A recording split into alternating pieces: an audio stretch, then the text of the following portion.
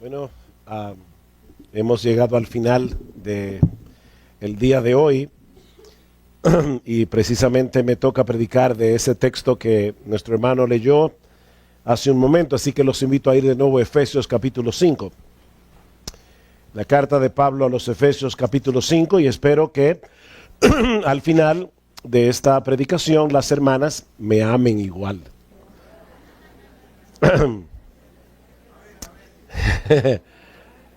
Y los hermanos también.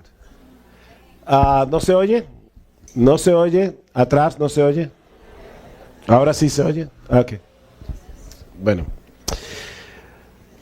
Mis hermanos, antes de pasar a considerar este pasaje, debemos reconocer que estamos lidiando con un tema delicado y conflictivo.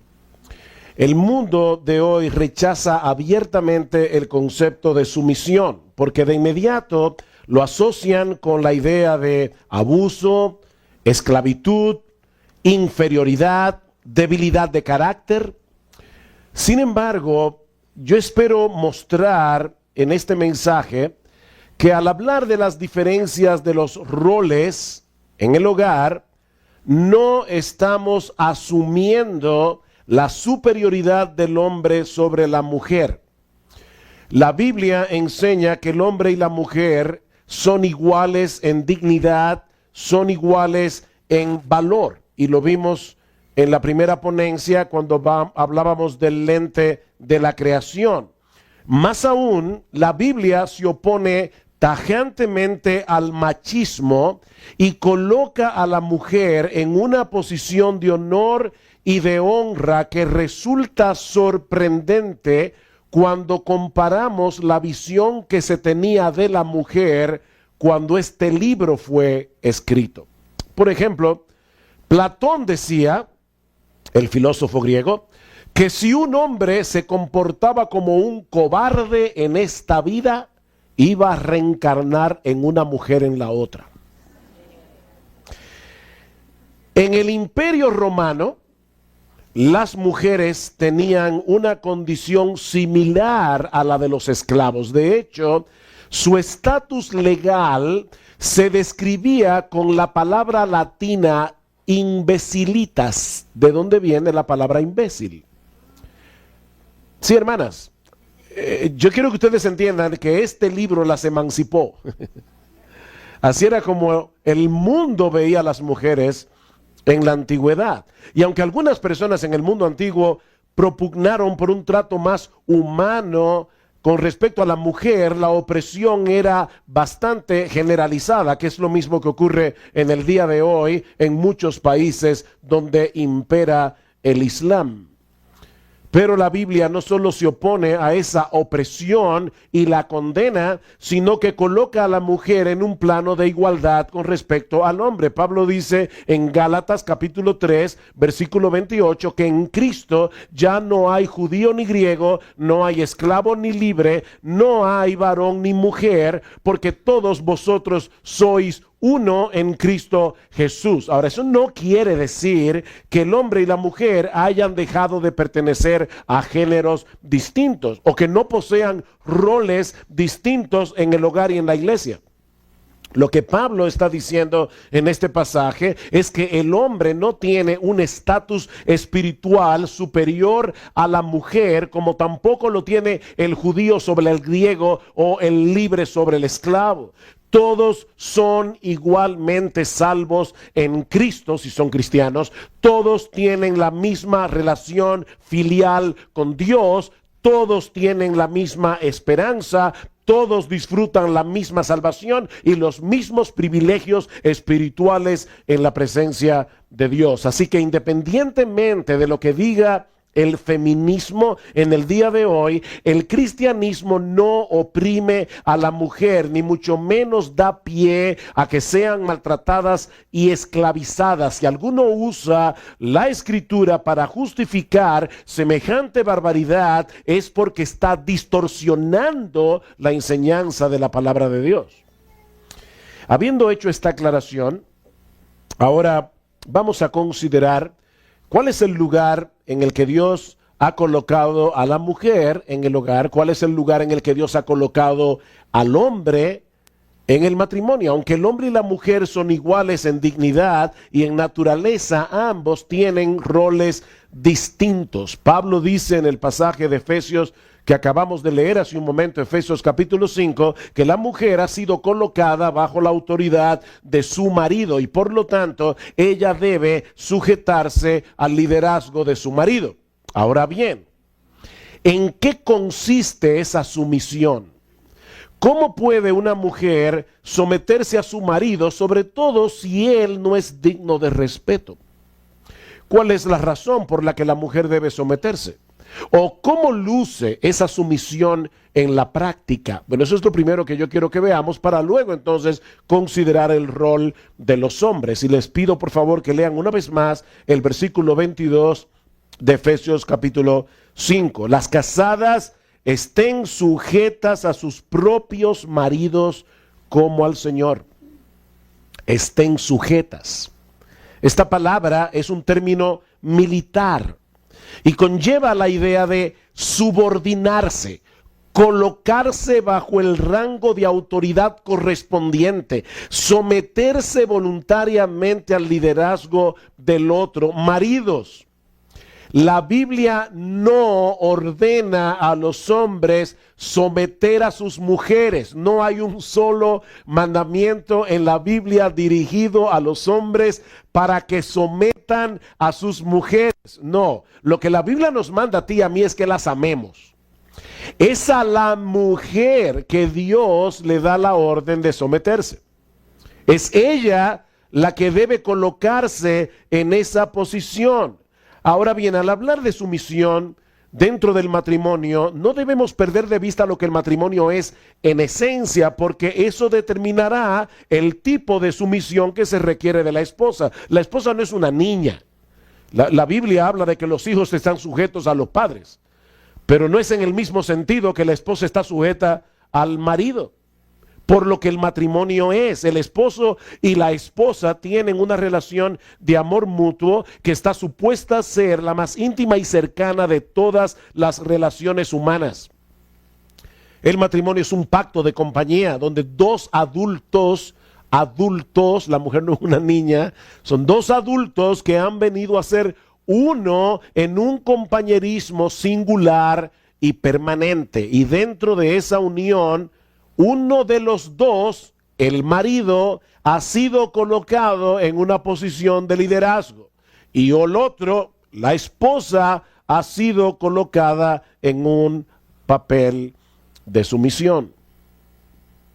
En el matrimonio, el esposo y la esposa se complementan el uno al otro antes que competir el uno contra el otro. Eso es importante. Se complementan, no compiten. Y aunque la palabra final la tiene el marido, en todo matrimonio hay un grado de consulta mutua, en todo buen matrimonio. Y muchas de las decisiones que se toman se hace por el consenso de ambos, pero uno tiene la última palabra. Hace muchos años en nuestra iglesia había un matrimonio que ella era muy inteligente, humanamente hablando, muy capaz. Él, lamentablemente, sobre todo cuando estaban repartiendo sentido común, estaba tarde en la fila. El tema es que muchas veces este hombre tomó decisiones que puso al matrimonio en riesgo, económicamente hablando. Y un día la esposa me llamó desesperada, así que yo fui a visitarlos. Y le dije, mira fulano, tú tienes que entender las limitaciones que tú tienes. Definitivamente tu esposa en algunos aspectos es más inteligente que tú.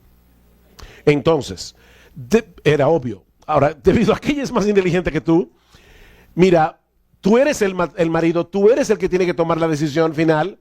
¿Qué te parece si cuando tú tienes que tomar una decisión y ella no está de acuerdo, en vez de decir, sí, pero yo soy la cabeza y yo soy la autoridad y voy a tomar la decisión, ¿qué te parece si tú le dices, mi amor, yo te prometo que yo voy a pensar en el asunto, voy a considerar y sopesar en oración tus opiniones, y si todavía después de un tiempo no estás de acuerdo, yo voy a hablar con los pastores de la iglesia, voy a buscar consejo, porque la Biblia dice que en la multitud de consejeros hay sabiduría. No tomes ninguna decisión sin antes buscar consejo. Eso no es una orden, es una sugerencia de mi parte. Yo le decía a la esposa, si él hiciera eso, ¿tú estarías tranquila? Me dice, claro que sí. Por supuesto que sí. Bueno, pasaron unas 2, 3 semanas y la hermana fue a mi oficina otra vez. Se sienta, ella tenía mucha confianza conmigo y me dice, escucha la nueva idea brillante de mi marido. Y ella, yo me imaginaba por dónde venía la cosa. Ellos tenían el agua hasta el cuello. Ahora él quiere adoptar un niño. Y yo le dije, déjame hacerte una pregunta. ¿Y tú cómo reaccionaste cuando él te dio la idea? Ella se quedó callada. Yo le dije, ok, conociéndote yo te voy a decir lo que yo creo que tú hiciste. Yo creo que tú le abriste los ojos como 2 huevos fritos y lo hiciste sentir como un imbécil. Ella bajó la cabeza y me dijo, eso fue exactamente lo que yo hice. Yo le dije, mira, otra vez, ustedes no están en equipos contrarios, ustedes están en el mismo equipo. ¿Qué tal si tú le hubieras dicho en ese momento, te levantas de tu asiento, abrazas a tu marido, le das un beso y le dices, mi amor, tu compasión a mí me amonesta? ¿Qué testimonio? O sea, nosotros estamos con el agua hasta el cuello y tú quieres adoptar un niño, quieres hacer algo de compasión, es una obra de compasión. Ok, vamos a hacerlo juntos. Entonces tú buscas papel y lápiz, se ponen a sumar y restar, y así tú vas a ayudar. Tú eres la ayuda idónea de tu marido, vas a ayudar a tu marido a ver a través de los números que no pueden, en vez de haberlos hecho sentir como un estúpido. Hermanas, el hombre y la mujer están para complementarse, no para competir. Ahora vuelvo y repito, el hecho de que la mujer se somete al marido y el hecho de que el marido es cabeza de la mujer, quiere decir que la palabra final la tiene el marido. Ahora, la Biblia dice que la mujer debe ser ayuda idónea del marido. Eso quiere decir que una esposa que no habla, una esposa que no tiene pensamiento propio, una esposa a la que no se le permite expresar lo que piensa, no podrá cumplir con ese papel que Dios le asignó, porque ella no solamente debe someterse, ella debe ser ayuda idónea de su marido.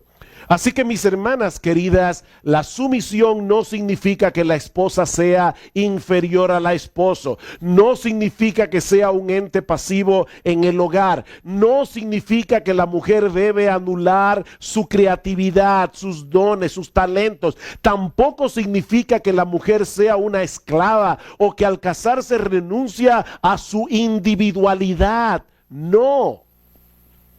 La sumisión es simplemente el reconocimiento de ese orden de autoridad diseñado por Dios en el hogar, donde al hombre se le ha dado el papel de líder y a la mujer se le ha dado el papel de apoyar y respetar el liderazgo de su marido.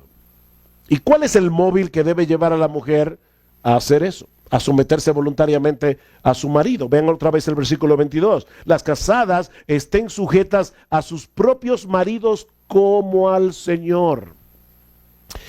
Eso no significa que las mujeres cristianas deben someterse a sus maridos de la misma manera como se someten al Señor. Cuidado, la sumisión del cristiano a Cristo es única en muchos sentidos. A nadie le debemos el mismo nivel de honra y de obediencia que le debemos al Señor Jesucristo. De hecho, vamos a ver que hay un límite en la sumisión de la mujer al marido. Sin embargo, mis hermanas, es el mismo Cristo el que ha establecido la línea de autoridad que debe seguirse en el hogar. Y por lo tanto, la esposa que se somete a su marido está obedeciendo realmente a Jesús. Estás obedeciendo a Cristo. ¿Por qué deben las mujeres cristianas someterse a sus maridos? Porque Cristo lo ha mandado. Si ellas quieren agradarle a Él y vivir para su gloria, deben respetar el orden que Él ha establecido. Ese debe ser el móvil constante en tu vida, mi hermana, para someterte a tu marido. El deseo de hacer la voluntad de Cristo.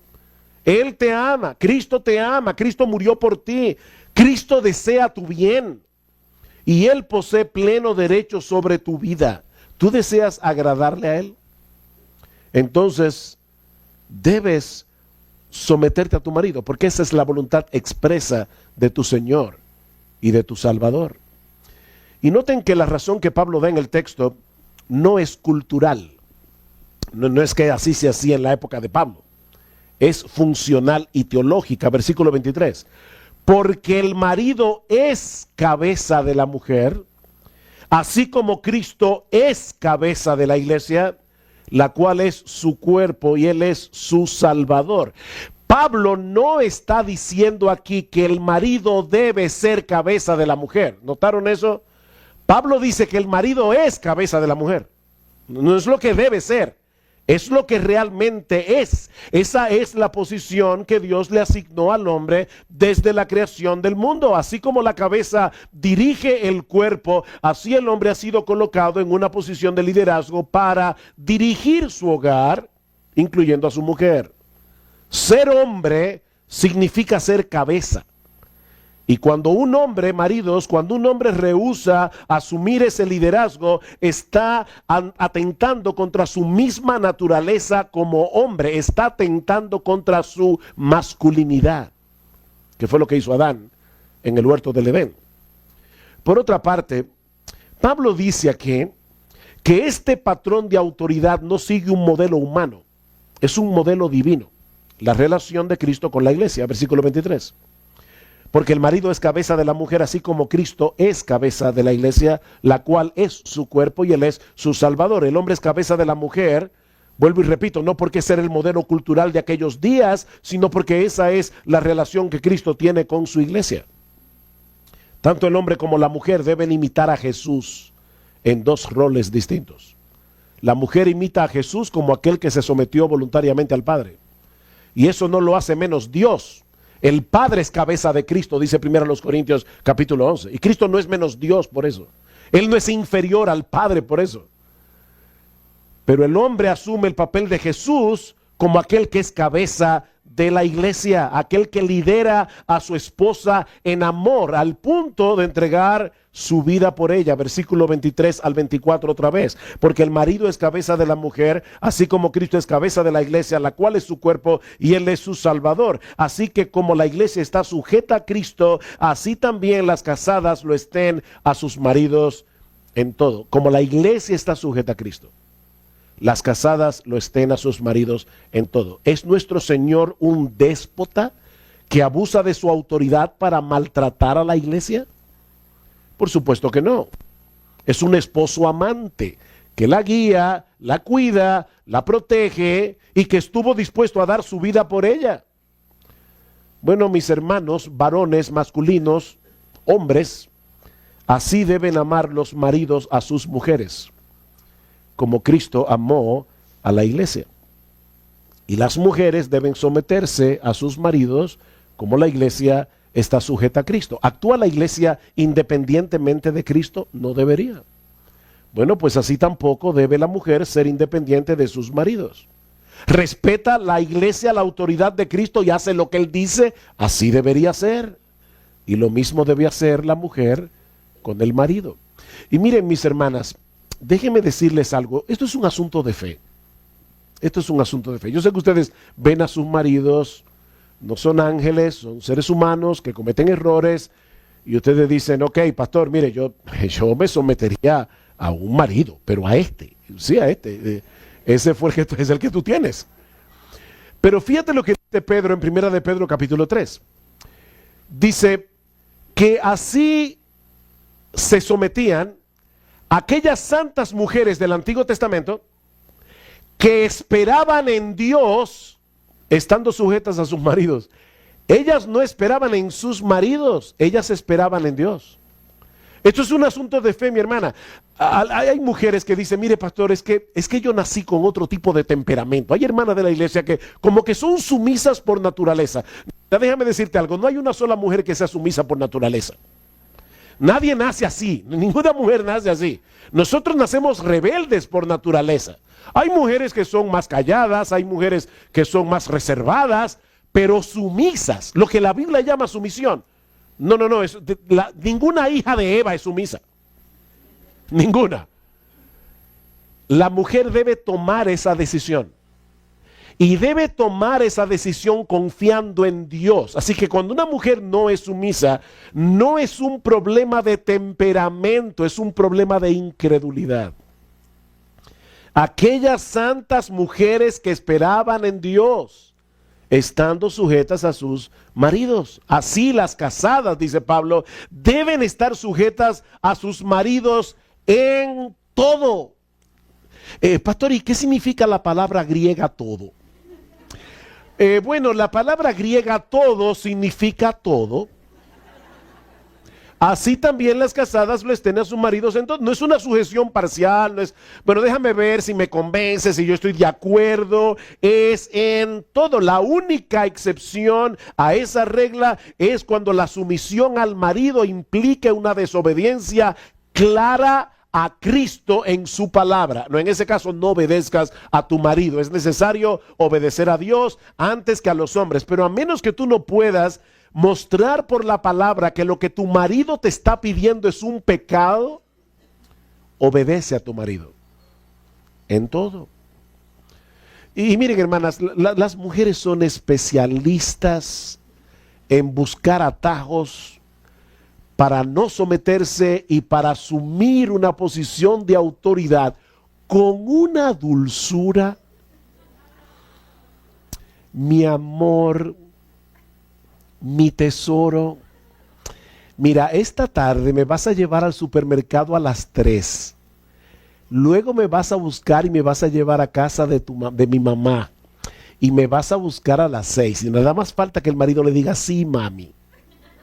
Ella lo está haciendo muy dulce, pero le está dando órdenes. No es lo mismo decirle, mi amor, mira, tenemos que ir al supermercado, yo pienso que sería bueno ir a las 3 de la tarde y que luego necesito ir a casa de mami, no la he visto en 2 o 3 días y tú sabes que ella está enferma, lo que sea. Y entonces el marido toma una decisión, pero hay mujeres que son las directoras de la orquesta y lo hacen con una suavidad y con una dulzura. Pero eso no es lo que Pablo está presentando aquí. Casadas, sométanse a sus maridos en todo, excepto en aquello que es pecado. Oiga, pastor, pero a nosotras nos tocó la parte más difícil. ¿Tú estás segura? Vamos a ver ahora cuál es el papel que le corresponde al hombre en el hogar. Versículo 25. Ya vimos el rol de las mujeres, solo tenemos una hora, así que vamos a ver ahora el rol de los maridos.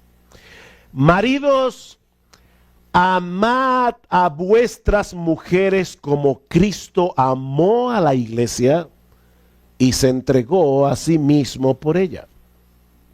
Se cuenta la historia de un hombre que buscó en cierta ocasión la ayuda del pastor de la iglesia. Y le dijo, pastor, yo sé cuál es mi problema. ¿Y cuál es tu problema? Yo creo que yo amo a mi esposa demasiado. El pastor muy sabiamente le respondió, oh, ya veo. Dime algo, ¿tú amas a tu esposa tanto como Cristo ama a su iglesia? No, yo no la amo tanto. Entonces tu problema no es que la amas demasiado, tu problema es que todavía no la amas lo suficiente. ¿Quién puede decir que ha llenado la medida del amor que Dios le exige a los maridos? Maridos, amen a sus esposas como Cristo amó a la iglesia. ¿Y qué hizo Cristo por su esposa? Se sacrificó por ella con un propósito, dice Pablo, santificarla. Para lograr su santificación, Cristo entregó su vida en la cruz del Calvario. Hasta ese punto la amó. Ningún sacrificio fue demasiado grande para él con tal de salvar a su esposa y santificarla,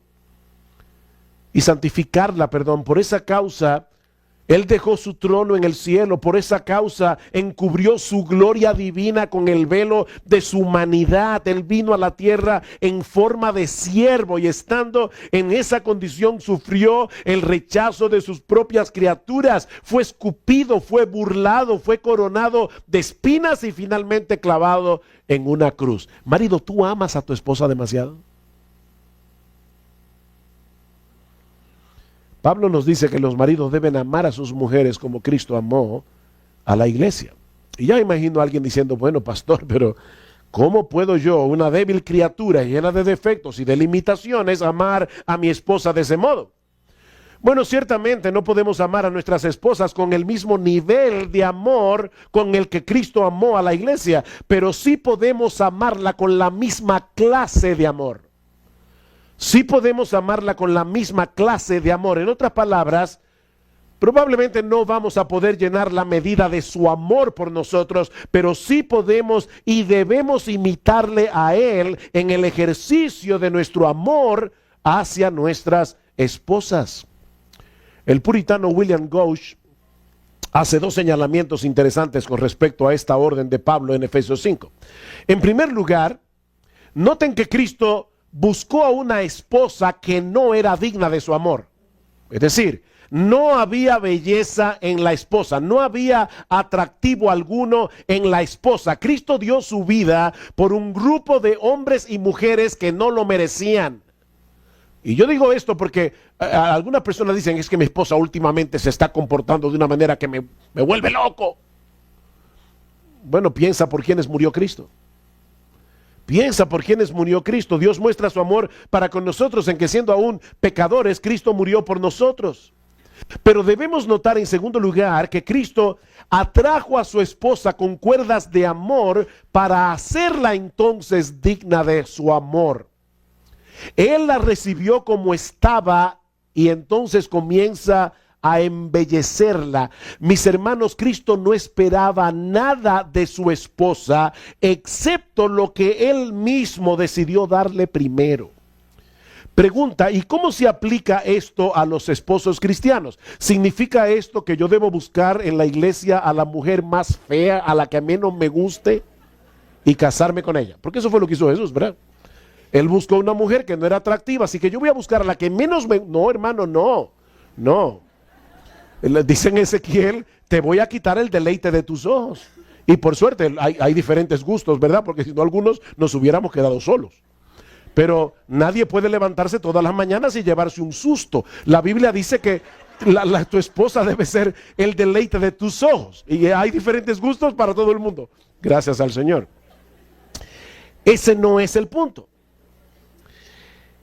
El punto aquí, mis amados hermanos, es que los esposos cristianos deben, aquí estamos hablando de algo espiritual, no es físico, pero los esposos cristianos deben contribuir activamente en el proceso santificador de sus esposas. Lo que Pablo está diciendo en Efesios 5 es que nosotros debemos involucrarnos activamente en el embellecimiento del carácter de nuestras esposas. Eso es lo que hace Cristo con la suya. Versículo 25 otra vez. Maridos, amad a vuestras mujeres así como Cristo amó a la iglesia y se entregó a sí mismo por ella para santificarla, habiéndola purificado en el lavamiento del agua por la palabra, a fin de presentársela a sí mismo como una iglesia que no tuviese, una iglesia gloriosa, que no tuviese mancha ni arruga ni cosa semejante, sino que fuese santa y sin mancha. Nosotros estamos en la empresa de la belleza, los maridos. Es Cristo el que remueve las manchas y las arrugas espirituales de su esposa. Las mujeres siempre están preocupadas con eso. Las manchas, las arrugas, las cremas. Bueno, eso es lo que Cristo está haciendo todo el tiempo, quitando arrugas, tapando manchas. Y Pablo dice, eso es exactamente lo que tú debes hacer. Ustedes saben, hermanas, la preocupación que ustedes tienen con estas cosas, las manchas, las arrugas, etc. Y usualmente saben cuáles cremas aplicar para esto, para aquello. Bueno, Pablo nos dice aquí que los esposos debemos convertirnos en expertos de belleza. Debemos saber cuáles son las cremas que tenemos a la mano para esa mancha que salió por allí, aquella otra arruga que salió por acá. Y yo voy a hablar ahora de qué crema es que estamos hablando. No es Nivea, es otra.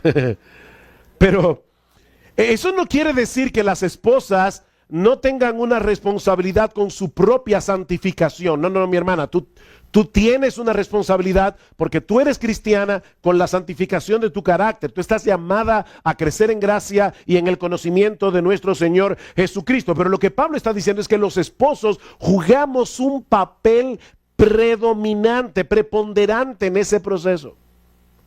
¿Y cuál es esa crema maravillosa que debemos emplear para embellecer a nuestras esposas? La palabra de Dios. La palabra de Dios. Y no como oí recientemente, eso no quiere decir que le caigas a versiculazo limpio a tu esposa. Hay maridos que son expertos en eso. No, es usar la palabra con amor para llevar a tu esposa a ser cada vez más como Cristo. Y un pastor amigo decía recientemente en una conferencia que estaba, bueno, también estaba Sandra ahí, que él estaba ahí con su esposa dormido como a las 3 de la mañana y de repente, eso es en Virginia, un helicóptero comenzó a sobrevolar la casa y unos reflectores y la esposa lo levantó, le dijo, mi amor, algo aquí está pasando. Y el esposo le dijo, se levantó así medio soñado y le dijo, no temas a los que matan el cuerpo. Eso es caerle a versiculazo limpio a la esposa. Lo que él debió hacer era levantarse y ver qué era lo que estaba pasando. Y él lo reconoce, que lo hizo mal. Pero esa no es exactamente la idea. Cristo purifica a su esposa por medio de la palabra, dice en el versículo 26. Es por medio de la aplicación de las escrituras en nuestras vidas que somos santificados. Juan 17:17, santifícalos en tu verdad. Padre, santifícalos en tu verdad. Tu palabra es verdad. Pablo dice en Romanos capítulo 12, versículo 2, no os conforméis a este siglo, sino transformaos por medio de la renovación de vuestro entendimiento con la palabra de Dios. Debemos cambiar nuestra forma de pensar, llenando nuestras mentes de la palabra de Dios. Es así como nosotros adquirimos la mente de Cristo. Esposos, lo que Pablo está diciendo aquí, inspirado por el Espíritu Santo, es que tú y yo estamos llamados a llenar la mente de nuestras esposas de la palabra de Dios. Tú y yo tenemos esa responsabilidad. Vuelvo y repito, ellas tienen una responsabilidad personal con Dios y la palabra. Pero tú eres su marido, tú eres su esposo, tú eres su cabeza. Déjame hacerte una pregunta. ¿Tú tienes alguna queja con respecto al carácter de tu esposa? ¿Una? ¿O tú no tienes quejas? Oye, habla conmigo al final de este servicio. Tú no tienes quejas.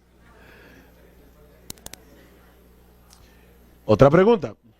Sí, yo sé que tú la tienes, no mientas. Ok, yo sé que tú la tienes. La otra pregunta es, ¿te molestan esas manchas y arrugas que se ven en el carácter de tu esposa? ¿Te molesta eso? ¿Qué estás haciendo tú para embellecerla? Que no sea quejarte. ¿Qué tú estás haciendo? Porque eso es exactamente, Cristo ve a su esposa, esta mancha, esta arruga, y Él está embelleciendo a su esposa y dice, maridos, yo quiero que ustedes amen a sus esposas como yo amo a la mía. Bueno, maridos, ¿qué están haciendo con respecto al carácter de sus esposas? Porque si no estás usando la escritura en una forma adecuada para ayudarlas en ese proceso, no las estamos amando bíblicamente. Eso va a requerir sacrificio de nuestra parte. El amor bíblico es sacrificiar, pero eso fue lo que hizo Cristo con su esposa. Se sacrificó por ella, dio su vida por ella. Bueno, si queremos santificar a nuestras esposas, nosotros también tendremos que hacer algunas cosas que tendrán un costo, sobre todo un costo de tiempo. Tiempo.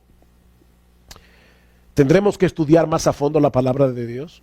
¿Han leído en 1 Corintios cómo dice Pablo a las mujeres? ¿Ustedes tienen alguna pregunta? Pregúntenle en casa a sus maridos. Vamos, anímense, hermanas.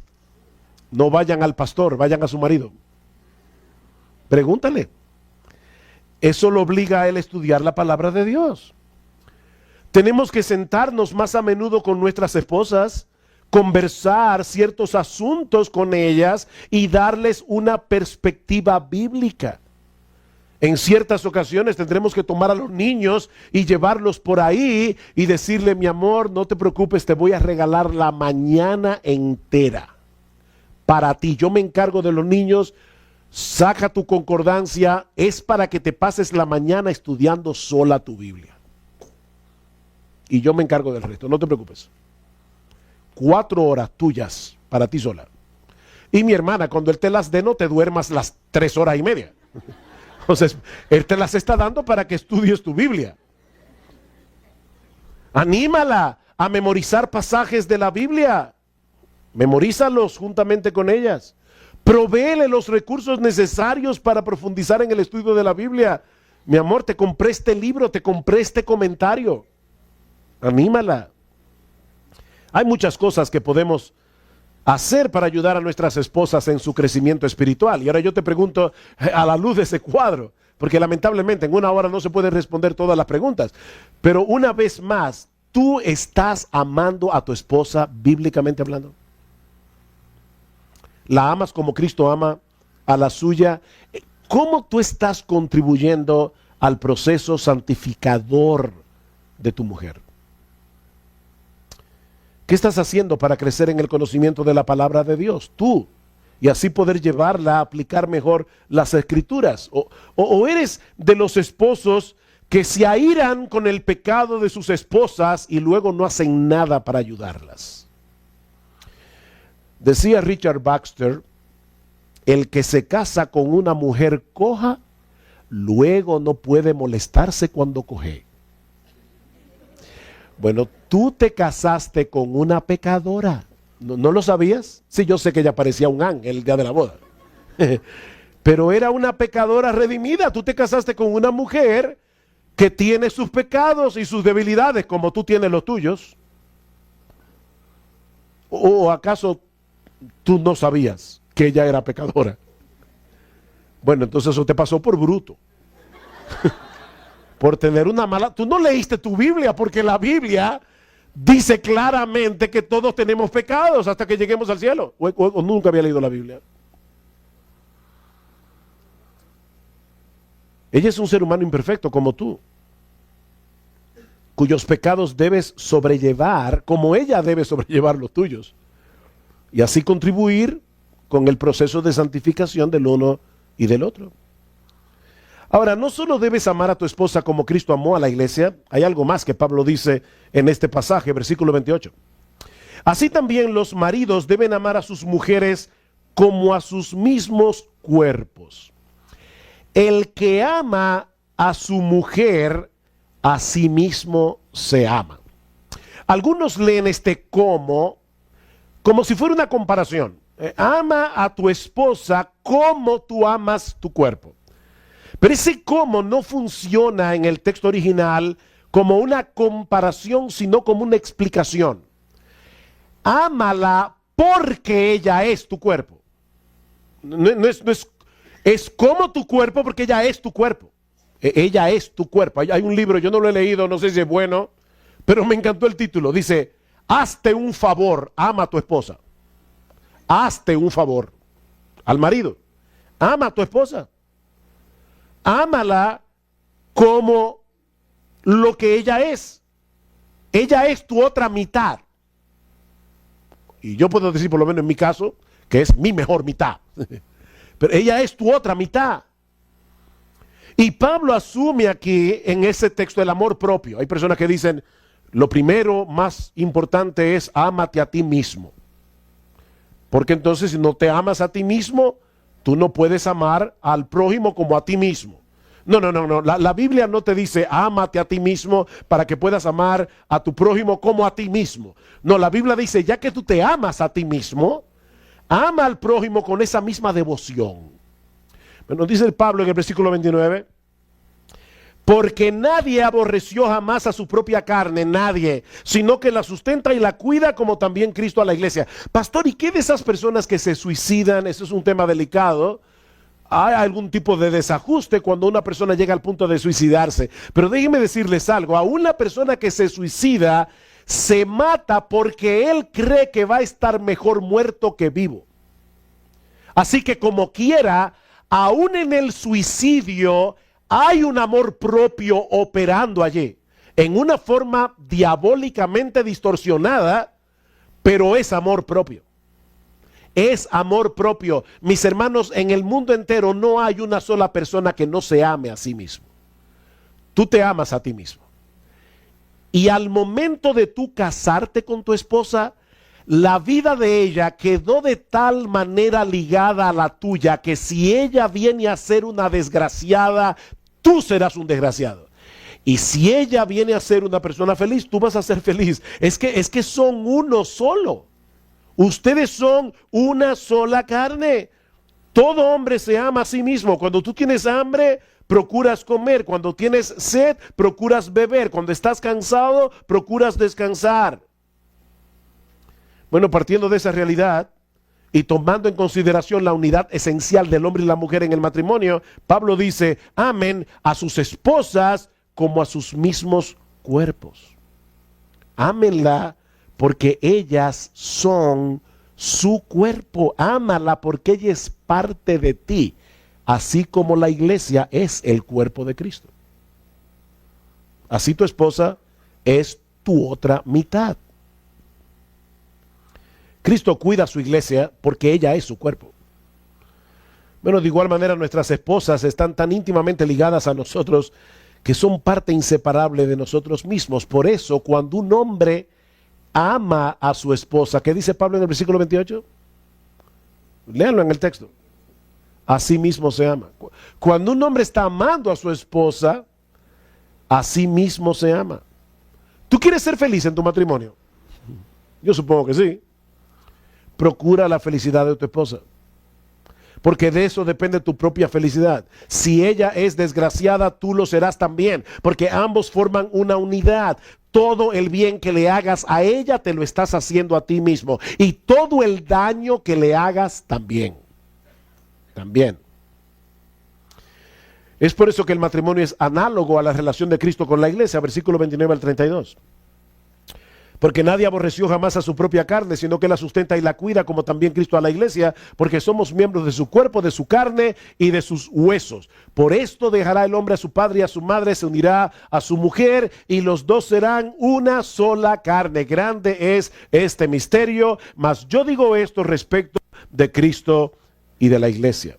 De Cristo y de la iglesia. Pablo está citando aquí el plan original de Dios. Génesis 2:24, desde el principio Dios reveló al hombre cuán estrecha sería la relación de un esposo con su esposa, mucho más estrecha que la que tienen los padres con los hijos. Y miren que nosotros amamos a los hijos, pero el hombre dejará a su padre y a su madre para unirse con su mujer. Pablo dice, eso fue revelado desde el principio, pero hay algo que no fue revelado desde el principio, algo que era un misterio, algo extraordinario y sorprendente. Un misterio es una verdad que nosotros no podríamos conocer a menos que Dios mismo decida revelarla. ¿Y cuál es ese misterio del que Pablo está hablando en el versículo 32? Que el matrimonio es una tipología de la relación que Cristo tiene con su iglesia. Ese es el misterio. Así que, mis hermanos, el matrimonio es algo serio, porque nosotros estamos llamados a hacer una parábola viviente del evangelio. Estamos llamados a hacer una parábola viviente de la relación de Cristo con la iglesia. Aunque la iglesia como tal no existía en el huerto del Edén, desde que se celebró el primer matrimonio en la historia, ya Dios tenía en mente que la relación matrimonial sería un reflejo de la relación que Cristo iba a tener con su iglesia. Nuestros matrimonios están llamados a ser una representación en miniatura de la belleza de esa relación espiritual que Cristo tiene con su iglesia. Ese es el modelo que debemos imitar, es el modelo que debemos reflejar. Si un matrimonio cristiano sigue otro patrón, el esposo no es cabeza del hogar, la esposa no se está sometiendo a su marido, están cometiendo una falta de enormes proporciones porque están presentando una imagen distorsionada de Cristo y de su iglesia. Por eso es tan importante que cada uno asuma su propia responsabilidad. Versículo 33, por lo demás, cada uno de vosotros ame también a su mujer como a sí mismo, y la mujer respete a su marido. Pastor, ¿qué yo debo hacer si mi mujer no me respeta? Ámala, porque esa es la orden que Dios te dio a ti. Pastor, ¿y qué debo hacer yo si mi esposo no me ama? Respétalo, porque esa es la orden que Dios te dio a ti. Mis hermanos y mis hermanas, el matrimonio no es un negocio, el matrimonio es un pacto. En un pacto yo voy delante de Dios y de los hombres y yo prometo muchas cosas. Y yo sé que el día de la boda uno está muy emocionado y promete lo que sea. Pero esa promesa es real. Tú estás prometiendo amarla en salud o enfermedad, en pobreza o abundancia. ¿Recuerdas eso? Hasta que la muerte los separe.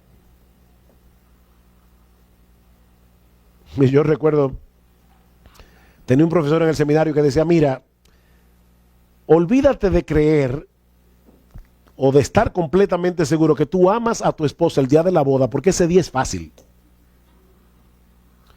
Tú amas a tu esposa cuando te levantes por la mañana. No crean lo que pasa en las películas. En las películas la gente se levanta y se besan sin cepillarse la boca. Yo no sé cómo hacen eso. Es como si los actores no tienen mal olor. Cuando tú te levantas por la mañana y ves a esta señora sin maquillaje, sin peinarse, sin haberse cepillado los dientes, con la marca de la sábana, ahí es que tú dices, mira, yo la amo. Es ahí que se prueba. Es en salud, enfermedad, en pobreza, abundancia. Yo tomo la decisión, yo voy a amar a esta mujer. No importa lo que pase de aquí en adelante. Yo voy a amar a esta mujer. Y yo voy a respetar a este hombre. Yo voy a respetar a este marido. Tú hiciste esa promesa. Así es como funciona, hermanos, este asunto del matrimonio. Por supuesto, de más está decir, y quiero ya acabar con esto, que ni tú ni yo podemos hacer eso en nuestra propia fuerza. Y yo creo que es obvio que no podemos. Y es precisamente por eso que hay dos cosas que Pablo asume antes de llegar a Efesios 5. Efesios 5 comienza en Efesios 1. Pablo, siervo de Jesucristo, a los santos y fieles en Cristo Jesús que están en Éfeso. Esta carta fue escrita a un grupo de cristianos. Pablo está presuponiendo, aquí hay un grupo de hombres y mujeres regenerados, un grupo de hombres y mujeres que fueron transformados por el poder del Espíritu Santo y hecho nuevas criaturas. Eso no se puede naturalmente. Y luego, seguimos leyendo el texto y llegamos a 5:18. No os embriaguéis con vino en lo cual hay disolución, antes bien sed llenos del Espíritu Santo. Sed llenos del Espíritu Santo. Y ser llenos del Espíritu Santo no es algo místico, hermanos. Ser lleno del Espíritu Santo es simplemente déjate controlar por el Espíritu de Dios por medio de este libro que Él inspiró. Es por eso que en Efesios 5:18 las mismas cualidades que vemos de la llenura del Espíritu es la que vemos en Colosenses capítulo 3, versículo 16, de la llenura de la palabra de Dios. Que la palabra de Cristo more en abundancia en vosotros. Eso es la llenura del Espíritu Santo. El Espíritu de Dios controlando tu mente y tu corazón a través de su palabra. Y en dependencia del Espíritu Santo diciéndole, Señor, esto no es lo que yo quiero hacer, pero eso es lo que tú me estás pidiendo que yo haga. Señor, yo no puedo hacer eso en mis propias fuerzas. Yo no puedo amar a mi esposa. Hay situaciones que son difíciles en el matrimonio. Yo puedo decir, de verdad, por la gracia, por la pura gracia y misericordia del Señor, y porque tengo una esposa súper paciente, que nosotros vamos a cumplir este próximo miércoles, 38 años de casados. Y de verdad, hermanos, yo puedo decir por la gracia y la misericordia del Señor que Dios nos ha dado un buen matrimonio. Pero eso no quiere decir que no hayamos tenido situaciones en las que hemos discutido, que hemos hablado de cosas en las que no hemos estado de acuerdo. Y es en esos momentos cuando uno dice, Señor, yo necesito de tu gracia. Yo necesito de tu gracia para actuar correctamente, para actuar como el esposo que tú quieres que yo sea en medio de esta situación. Debemos creer, mis hermanos y mis hermanas, que Él tiene la razón y que nosotros no la tenemos. Y en dependencia de su Espíritu Santo, tomar la determinación de obedecerle a Él. Nuestras vidas serán bienaventuradas si obedecemos a Jesús. No quiere decir que todo va a salir bien. Puede ser que tú estés casado con un hombre necio y cuando tú decidas someterte, él se pone más necio. Yo no te estoy prometiendo que por el hecho de que tú comiences a hacer lo que Dios te manda, todo va a ser color de rosa. Es que tú agrades a tu Señor, porque Él es tu Señor. Y porque Él te dice en tu palabra, casadas, sométanse a sus maridos. Y a los maridos amen a sus esposas.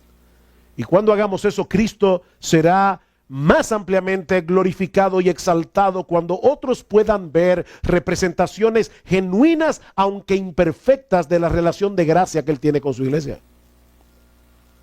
Esposas, cuando salgan de aquí, atrévanse a preguntar a sus esposos: mi amor, ¿cómo yo puedo seguir creciendo en la práctica para ser una esposa sumisa y para ser tu ayuda idónea? Pregúntaselo.